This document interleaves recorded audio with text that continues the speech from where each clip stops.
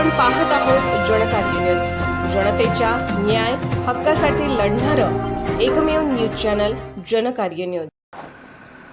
Plastic कागदी ध्वजाचा वापर करू नका, जिल्हा प्रशासनाचे आवाहन। 15 ऑगस्ट या राष्ट्रीय दिनी तसेच इतर महत्त्वाच्या कार्यक्रमाच्या व क्रीडा आयोजनाच्या दिवशी लहान आकारातील कागदी व प्लास्टिकच्या राष्ट्रध्वजांची विक्री होते। शालेय विद्यार्थी, लहान मुले, व्यक्ती राष्ट्रभक्ती व उत्साहापोटी हे राष्ट्रध्वज विकत घेतात, परंतु हे ध्वज त्याच दिवशी सायंकाळी अथवा दुसऱ्या दिवशी इतरत्र टाकले जातात, त्यामुळे राष्ट्रध्वजाचा अवमान होतो। यामुळे कागदी व प्लास्टिकचे राष्ट्रध्वज वापरू नयेत असे आवाहन जिल्हा प्रशासनामार्फत करण्यात आले आहे।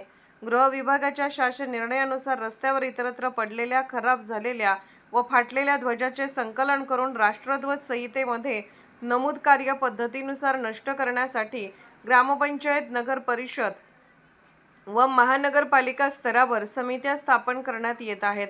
15 ऑगस्ट 2026 रोजी व त्यानंतर कागदी व प्लास्टिकचे राष्ट्रध्वज वापरू नयेत, राष्ट्रध्वज इतरत्र टाकू नयेत, राष्ट्रध्वजाचा सन्मान करावा, तसेच सर्व नागरिक, सामाजिक संस्था, अशासकीय संस्था या संदर्भात नेमण्यात आलेल्या शासकीय समित्या यांनीही इतरत्र पडलेले, खराब झालेले व फाटलेले राष्ट्रध्वज संकलित करावेत, तसेच कोणत्याही संस्थेने किंवा व्यक्तीने स्वतःहून गोळा केलेले राष्ट्रध्वज शासकीय समित्यांकडे द्यावेत।